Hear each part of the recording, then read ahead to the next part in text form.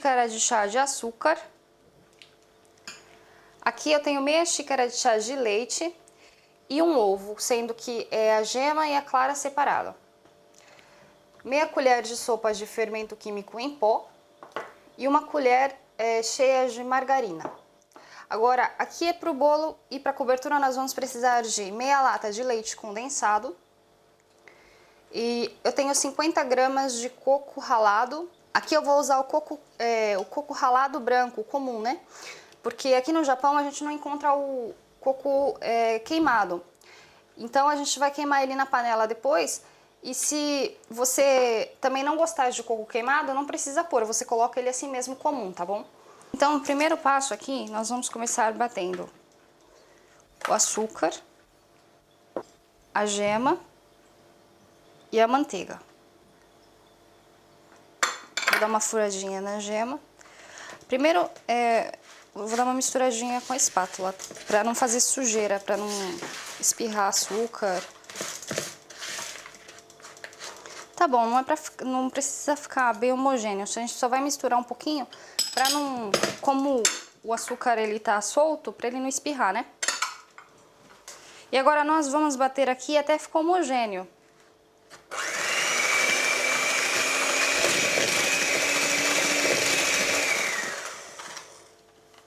Pronto. Depois que você bateu e ele virou essa pastinha assim, tá vendo? Né? Aí agora nós vamos juntando o leite e a farinha de trigo alternadamente. Agora eu vou colocar um pouco de leite. Aí antes de você ligar a batedeira, você dá uma ajuda manualmente pra não espirrar. Daí não faz sujeira, né?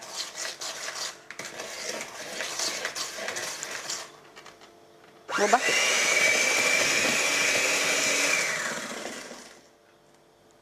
Vou juntar um pouco de farinha. Aos poucos, tá? A gente vai fazer isso umas 3 vezes. Alternando de leite e de farinha. Enquanto você for preparando a massa do bolo, você deixa o seu forno pré-aquecendo a 180 graus, tá?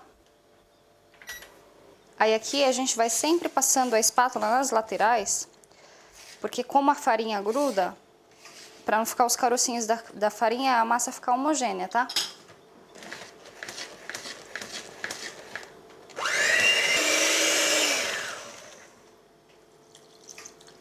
Aí agora eu vou colocando aos poucos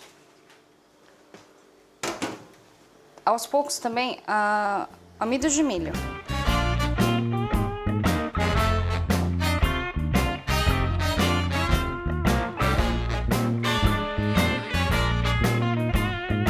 Depois que a gente adicionou todos os ingredientes aqui, o leite, o amido de milho e a farinha, nós vamos misturar agora aqui por 2 minutos, continuar batendo, tá?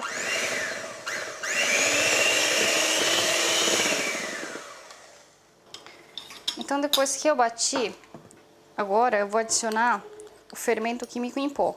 O fermento, quando ele fica parado em repouso, é bom que você dê uma misturadinha nele para ele voltar a ativar de novo, tá? Então você dá uma misturada nele antes e adiciona no bolo. E agora manualmente, sem bater, a gente vai agregar o fermento aqui na mistura. O fermento a gente não pode bater muito, porque senão ele perde a função, né? Aí agora, depois de acrescentar o fermento aqui, nós vamos deixar essa massa aqui de canto e vamos bater a clara em neve. Então agora aqui separadamente nós vamos bater a clara em neve.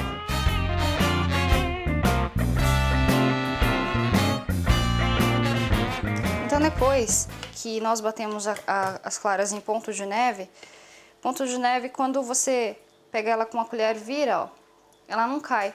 Ou então, se você tiver mais segurança, você pode virar a bacia assim pra baixo, tá vendo? Que ela não cai. Mas primeiro você testa na colher, tá? Porque senão pode ser que caia tudo. E agora, nós vamos acrescentar aqui a clara em neve batida na nossa massa. E vamos misturar delicadamente para ela não perder a suavidade, para o bolo ficar bem fofinho. De baixo, movimentos assim de baixo para cima. Então aqui eu tenho uma forma untada com manteiga enfarinhada com farinha de trigo. Essa forma tem 21 centímetros por 21. Nós não precisamos de usar uma forma muito grande para esse bolo, porque ele vai render um bolo pequeno, tá? E agora aqui eu vou despejar a minha massa. Mas também a forma não deve ser muito pequena, porque ainda precisa ficar um espaço em cima, na borda, porque como nós vamos despejar depois da cobertura, se você fazer uma forma muito pequena, o bolo vai subir, ele ainda vai crescer, ele vai subir, e se ele passar da forma, depois para você colocar a cobertura vai ser ruim, porque ele vai escorrer, a cobertura vai escorrer. Então, é uma forma um pouquinho maior que eu tô usando aqui.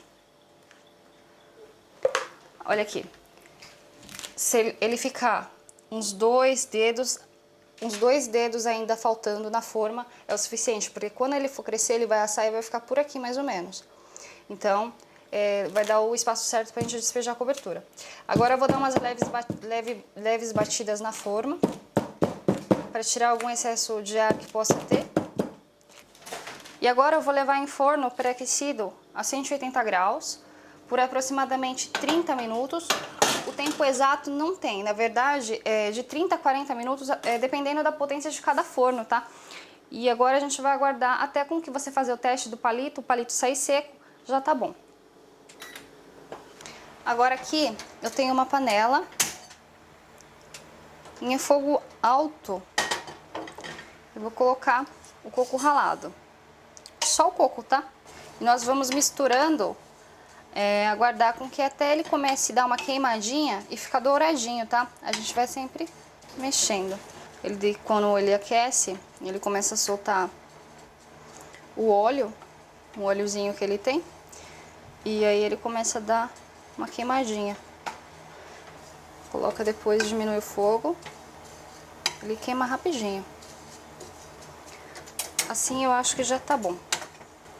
Aí ele já deu a douradinha, já deu uma queimadinha, rapidinho. Aí a gente só tira e reserva ele para quando o bolo assar, tá? Então eu vou deixar o coco num prato, numa superfície onde você pode espalhar para ele esfriar mais rápido, para não criar umidade, tá? E agora ele vai ficar aqui esfriando, aguardando o bolo assar. Então passaram-se 40 minutos que o meu bolo ficou assando. E agora você faz o teste do palitinho. Aí o palito saiu seco, já tá bom. Então quer dizer que já tá assado. E como eu disse, vai variar com a potência de cada forno. No caso, o meu precisou ficar 40 minutos, tá? Mas você sempre fica observando e faz o teste do palitinho. Agora, nós vamos furar esse bolo com um garfo. Ele ficou bem maciozinho. Como vai amido, ele fica com uma casquinha por cima. Depois de furado, agora nós vamos precisar o leite condensado. O bolo, assim que ele já sair do forno, você já despeja o leite condensado. A gente precisa despejar o leite condensado com ele quente mesmo, tá? Assim que ele sai direto do forno. Bolo bem quente ainda. Vamos espalhar o leite condensado por cima. Então, depois do leite condensado espalhado por cima, agora nós vamos jogar o coco queimado. Quem não gosta do coco muito queimado assim, é só apagar antes, tá? Você calcula na hora que você estiver queimando ele na panela, lá no fogo. Então agora passaram-se aproximadamente 25 minutos que o bolo foi esfriando. E agora eu vou cortar para mostrar para vocês o resultado final. Ele fica bem fofinho. Ele deu uma quebradinha porque ele tá bem molinho, bem fofinho. Aí ele fica assim, bem maciozinho.